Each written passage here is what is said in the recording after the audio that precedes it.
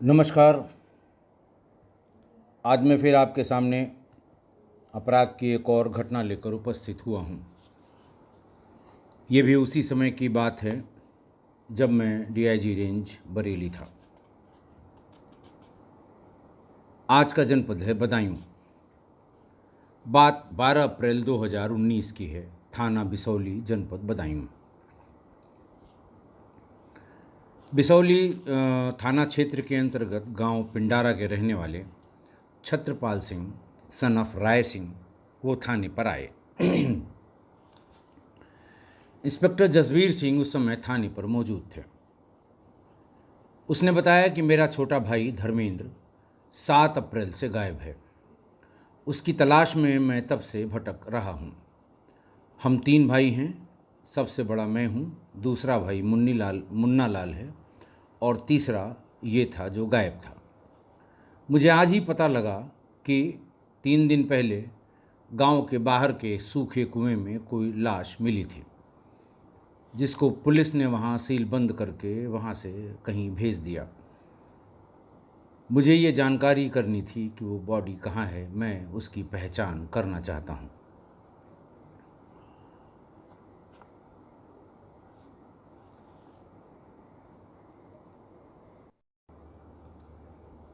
धर्मेंद्र का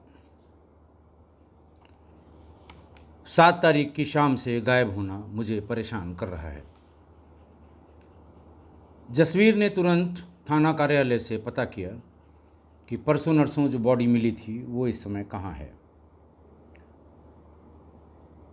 थाना कार्यालय ने बताया कि उसका कल शाम को ही पोस्टमार्टम हुआ है,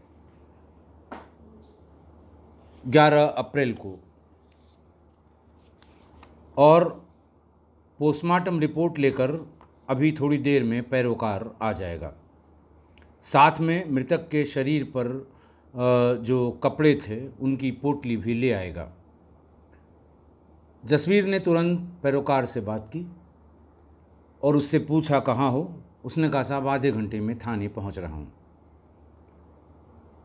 तब इंस्पेक्टर ने छत्रपाल से कहा कि आप आधे घंटे इंतज़ार कर लीजिए, अभी पैरोकार पोस्टमार्टम रिपोर्ट और जो मृतक के शरीर पर कपड़े थे उनकी पोटली पोस्टमार्टम हाउस से लेकर आ रहा है।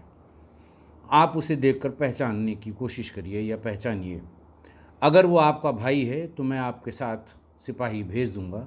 आप मॉर्चरी में जाकर उसकी बॉडी को प्राप्त कर सकते हैं। नियमानुसार वो लावारिस में यानी अज्ञात में उसका पोस्टमार्टम हुआ है और अभी 72 घंटे तक उसकी बॉडी रखी रहेगी। थोड़ी देर में पैरोकार थाने पर आ गया। उसके पास वो पोटली थी जो वो पोस्टमार्टम हाउस से लाया था और साथ साथ पोस्टमार्टम रिपोर्ट भी थी। छत्रपाल ने कपड़ों से तुरंत मृतक की पहचान कर ली कि ये मेरा भाई छत्रपाल ही है। फिर एक सिपाही के साथ छत्रपाल को मॉर्चरी जाने के लिए और भाई के शव को प्राप्त करने के लिए उसको निर्देश देकर उसके साथ जाने के लिए कहा गया। जाने से पहले उससे एक प्रार्थना पत्र ले लिया गया कि 7 तारीख से मेरा भाई गायब है। उसकी बॉडी इस तरह से कुएं में मिली थी और उसके बाद पंचायतनामा करने के बाद उसे पोस्टमार्टम के लिए भेज दिया गया। मुझे हत्या की आशंका है। ये तहरीर ले ली और तहरीर लेके उसको फ़ौरन थाना कार्यालय को अपराध पंजीकृत करने के लिए कहा। इस बीच में जसवीर इंस्पेक्टर ने पोस्टमार्टम रिपोर्ट भी देखी। पोस्टमार्टम रिपोर्ट में अंकित था cause of death due to antemortem injuries. उसमें शरीर की तमाम इंजरीज़, तमाम चोटों का वर्णन था पोस्टमार्टम रिपोर्ट में, जिसमें सीने, घुटने और सिर पर बहुत ही गंभीर चोटों का जिक्र था। आमाशय खाली था, यानी खाना खाने के पहले ही उसकी हत्या हुई थी, और दूसरा शव 3 दिन पुराना बताया गया था। ये सब बातें पोस्टमार्टम रिपोर्ट में अंकित की गई थी। उससे जो तहरीर प्राप्त की थी इंस्पेक्टर जसवीर ने, उस पर क्राइम नंबर 106/19 धारा 302 आईपीसी बनाम अज्ञात FIR थाने पर दर्ज कर ली गई। अंतिम संस्कार के बाद वो वहाँ गया, वहाँ से अपनी बॉडी ले आया, अंतिम संस्कार किया और अंतिम संस्कार के बाद इंस्पेक्टर बिसौली जसवीर अपनी टीम के साथ मौके पर पहुँच गए। इस बीच में जब हत्या का अपराध पंजीकृत हुआ, उन्होंने कंट्रोल रूम को बताया और पूरी SOP फॉलो की, जैसे डॉग स्क्वाड के लिए, फॉरेंसिक्स के लिए, क्राइम ब्रांच के लिए, सर्विलांस के लिए सबको सूचना दी गई।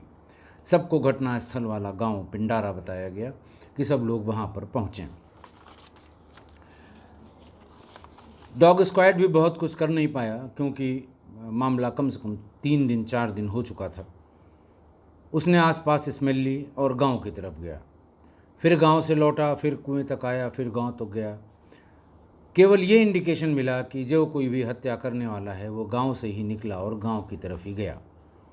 इसके अलावा कोई इंडिकेशन डॉग हैंडलर ने डॉग के मूवमेंट से नहीं बताया। मौके पर कोई भी भौतिक साक्ष्य नहीं मिला। सर्विलांस की टीम ने परिजनों के नंबर, बाकी सारे नंबर जिन पर डाउट था उनका नंबर, ये सब नंबर लेके वो हेडक्वार्टर चले गए इन सभी नंबर्स की CDR निकालकर उनकी एनालिसिस करने के लिए। उसके बाद बयानों का सिलसिला शुरू किया गया। सबसे पहले वादी मुकदमा का बयान लिया गया, जो सबसे बड़ा भाई था छत्रपाल। उसने बताया कि मैं और मुन्ना लाल, मैं सबसे बड़ा, मुन्ना लाल बीच का, धर्मेंद्र यानी मृतक सबसे छोटा, मैं और मुन्ना लाल शादीशुदा हैं, जबकि धर्मेंद्र की शादी अभी नहीं हुई है। छत्रपाल ने बताया कि मैं अपने पूरे परिवार के साथ बाहर ईंट के भट्ठे पर काम करता हूँ और वहीं रहता हूँ। मुन्ना लाल परिवार के साथ गांव में रहता है और साथ में धर्मेंद्र भी रहता है। मुन्ना लाल और धर्मेंद्र दोनों ही गांव में खेती बाड़ी से संबंधित मजदूरी का काम करते हैं और उसी से जीवन यापन करते हैं। फिर गांव वालों ने बताया कि लाश कुएं में मिलने के कई दिन पहले ही मुन्ना लाल अपनी पत्नी के साथ ससुराल में एक शादी में चला गया था। हालांकि उसको कल खबर दी गई थी कि धर्मेंद्र की हत्या हो गई है और उसकी लाश आज आ रही है, आज उसका अंतिम संस्कार है, लेकिन वो अंतिम संस्कार में नहीं आया। जसबीर ने तुरंत मुन्ना लाल और उसकी पत्नी को लाने के लिए उसके ससुराल एक पुलिस टीम भेज दी। इधर सर्विलांस और क्राइम ब्रांच वालों ने भी कोई विशेष जानकारी होने से इनकार किया।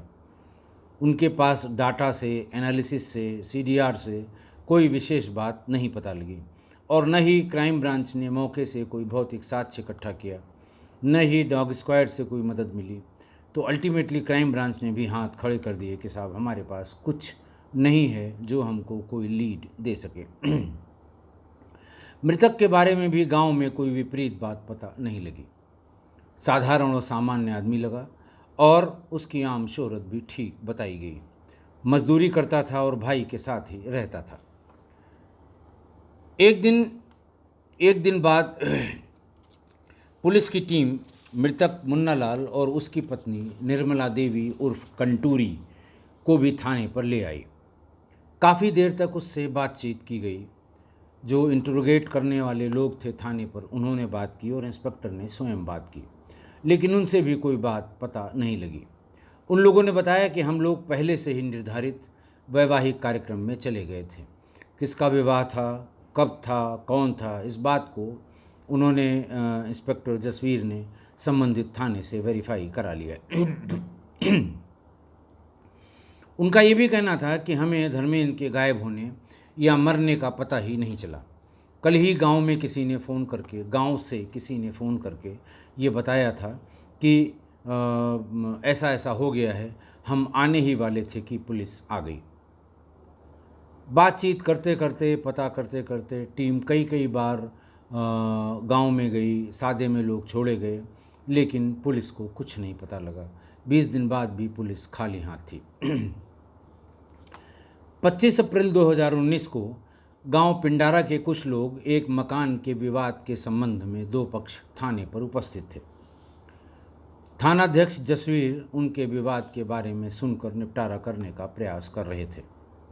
तभी जसवीर ने दोनों से कहा कि तुम्हारे गांव का तो अजब हाल है। एक आदमी की गांव में हत्या हो जाती है, लेकिन 20 दिन हो गया कोई कुछ बोलने को तैयार नहीं है, जबकि गांव की घटना कभी छिपती नहीं है, क्योंकि गांव में लोग आपस से बहुत ही वेल कनेक्टेड हैं और जो कोई भी बात होती है वो कहीं न कहीं अगर गांव से संबंधित है बाहर निकल आती है।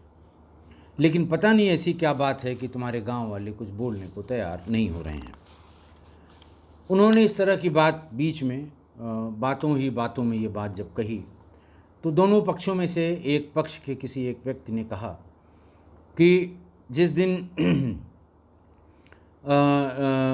लाश का कुएं में होना बताया जा रहा है उसी के आसपास एक दिन रात में गांव के मास्टर साहब अपने 1 साल के बच्चे की जिसकी तबीयत बहुत ख़राब हो गई थी रात में, उसे उल्टी दस्त बहुत हो रहे थे, अपने भाई के साथ मोटरसाइकिल पर लेकर कस्बे में गए थे। वहाँ डॉक्टर से दवा लेने के बाद वो करीब 1 सवा बजे वापस गांव की तरफ आ रहे थे। रास्ते में उन्हें मुन्ना लाल और उसकी पत्नी एक साइकिल पर उसके फ्रेम के बीच वाले हिस्से पर नीचे जहाँ पैडल बना होता है वहाँ पर एक बड़े बोरे को रखे हुए दोनों पैदल गांव से बाहर जाते हुए दिखाई पड़े थे।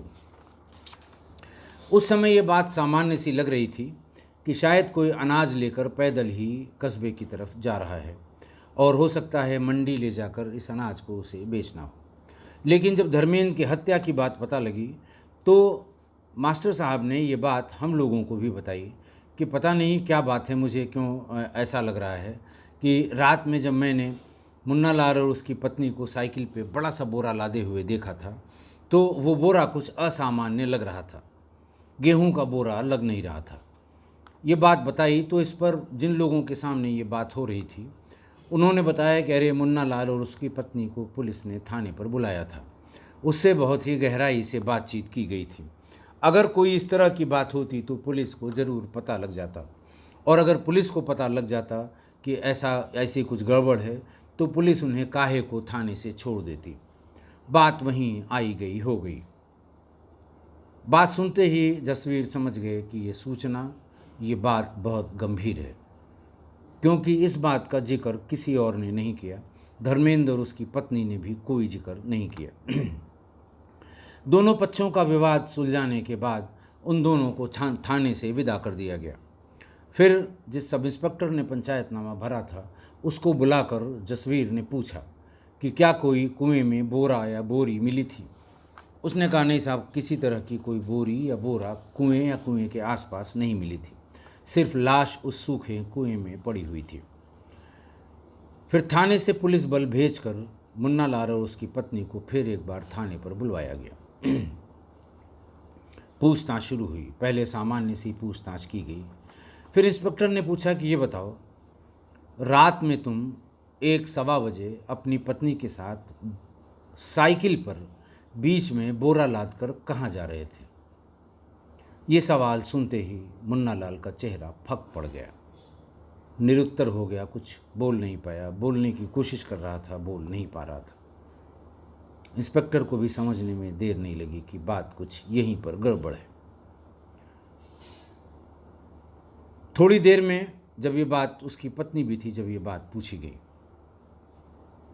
थोड़ी ऊंची आवाज़ में जब इंस्पेक्टर ने बात करना शुरू किया तो पत्नी ने कहा कि साहब मैं पूरी बात बताती हूँ। पत्नी की बात सुनकर धर्मेंद्र ने मुन्ना लाल ने कहा कि मैं बताता हूँ, ये क्या बताएगी। मुन्ना लाल ने बताया कि मैं गांव में मजदूरी के काम में लगा रहता था। मजदूरी भी ये कि खेती किसानी के समय में खेत जोतने बोने में या काटने में, फसल को मंडी तक पहुंचाने में, इन सब के काम ही मुझे गांव में मिल पाते थे और थोड़ा बहुत समय जो बचता था मनरेगा से मजदूरी मिल जाती थी, हमारा काम चल जाता था। लेकिन मनरेगा का काम बंद हो गया। अब खाली खेती किसानी के काम में मजदूरी करने से हम लोगों का काम नहीं चल रहा था, तो मैं भी ईंट भट्ठे पर काम करने के लिए शाहजहांपुर चला गया। ईंट का सीज़न था, पैसा मालिक दे रहा था और मालिक ने कहा कि जो पूरा सीज़न काम करेगा उसको हम कुछ पैसा बढ़ा कर देंगे। इसी लालच में मैंने पूरे सीज़न के लिए 4 महीने वहाँ ईंट भट्ठे पर काम किया। पूरा हिसाब किताब करके जब मैं घर लौटा तो मेरी पत्नी का व्यवहार कुछ अलग सा लग रहा था, कुछ बदला बदला सा लग रहा था। फिर मैंने नोटिस किया कि मेरी पत्नी शायद 3-4 महीने की गर्भ से भी है। मैंने उससे पूछा, पहले वो इनकार करती रही, फिर उसने कहा कि नहीं, तुम बताओ ये बच्चा किसका है, मैं तो 4 महीने से यहाँ आया नहीं हूँ। फिर जब वो इनकार करती रही तो फिर उससे ज़बरदस्ती उसे लेकर शाहजहाँ बदायूं जिला मुख्यालय में डॉक्टर के पास गया। महिला चिकित्सक ने, जो उनकी महिला डॉक्टर थी, उन्होंने बताया कि इसे 3 महीने का गर्भ है। उसने फ़ौरन पहले बिना कुछ कहे हुए उससे कहा कि साहब इसका गर्भपात करवा दीजिए। डॉक्टर भी तैयार हो गई और उसको उसका medical termination of pregnancy MTP उसका करा दिया गया। वो उसको लेकर घर आया। घर जैसे ही पहुंचा उसने उसको पीटना शुरू किया कि अब बताओ ये बच्चा किसका था। जब ज़्यादा मारने लगा तो वो हल्ला करने लगी और इसी चिल्लपों के बीच में धर्मेंद्र आ गया। वो मुझे अपनी पत्नी को मारने से रोकने लगा। मैंने कहा, तुम जानते नहीं हो ये बहुत गंदी औरत है। मैं भी इसका 3 महीने का बच्चा गिरा के आ रहा हूँ, ये बता नहीं रही है कि ये किसका बच्चा था।